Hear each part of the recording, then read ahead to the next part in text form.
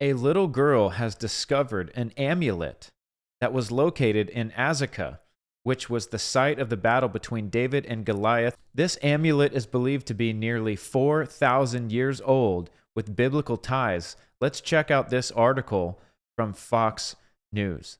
An Israeli child made a discovery of biblical proportions during a family trip last month.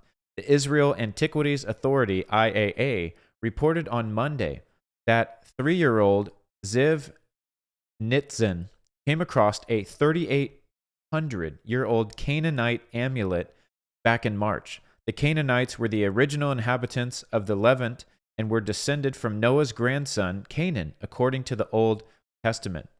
Omer Nitzan, Ziv's sister, told the IAA that her family was walking along Tel Azekah, a hill in the Judean foothills, when the 3-year-old spotted the artifact.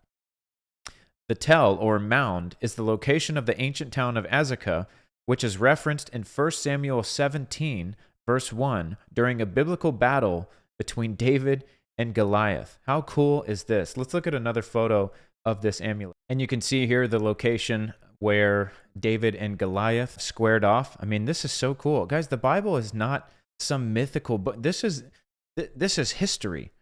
There is history in this book. And the more artifacts and amulets and things that we find like this, it only continues to solidify what all of us Christians already believe by faith without even having any of these facts.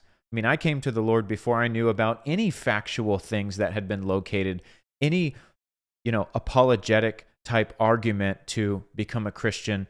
I came to the Lord because of what he did in my heart. Let me know in the comments, what was it that caused you to come to Jesus? But for me, it was when Jesus came to me and he confronted me that I was living as a total hypocrite. I was in the church, but I was living just like the world. And I couldn't deny the change that happened in my heart and in my mind and the fruit of my life. But when I see these type of things, these artifacts and these amulets that have been located, it only further solidifies what I've already chosen to believe by faith. And I think this is so cool. It says that this amulet, which dates back to the Middle Bronze Age, was immediately reported to the IAA. The scarab was either used as a seal or an amulet, according to Dr. Daphna Ben-Tor. Scarabs were found in graves, public buildings, and in private homes, the expert was quoted as saying. Sometimes they bear symbols and messages that reflect religious beliefs or status. Now, this one has the shape of a dung beetle, which was actually considered sacred in ancient Egypt. It was a symbol of new life because of the dung ball it created and then laid its eggs into, from which new life would hatch. Its name in Egyptian derives from the verb to come into being or to be created. This is because the Egyptians saw the scarab as a symbol of the incarnation of God the Creator. The excavation findings show that during the Middle Bronze and Late Bronze Ages, here in Tel Azekah, thrived one of the most important cities in Judean lowlands, Lipschitz said. The scarab found by Ziv joins a long list of Egyptian and Canaanite finds discovered here, which attest to the close ties and cultural influences between Canaan and Egypt during that period. Thanks to her, everyone will be able to see it and enjoy it. In honor of Passover, we will present the seal in a special exhibition set up by the IAA at the J. and Jenny Schottenstein National Campus for the Archaeology of Israel, that's a mouthful, alongside other findings from the Egyptian and Canaanite eras. In our public tours, we will present impressive items for the first time, including seals of the pharaohs, Egyptian statues. I've been reading too much Old Testament, reading about statutes. Statues, ritual vessels, and evidence of the Egyptian cultural influence in the land of Israel. Guys, this stuff is real. That's really all I've got to say to you.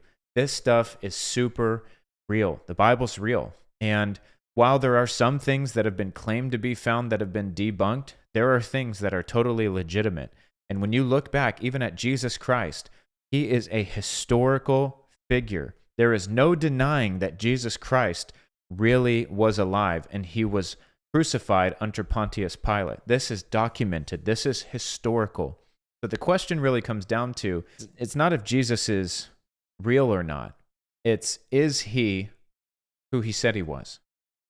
Is Jesus who he said he was? Because the question of is Jesus real or not, he was a historical person. He was a real person.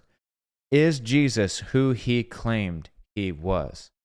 And if he's not, then there's millions and millions of us that are wasting our time and we're deceived and we're caught up in emotionalism and our life change is attributed to something else. But if he really is, then he needs to be Lord of your life. And I think that's a question you need to ponder.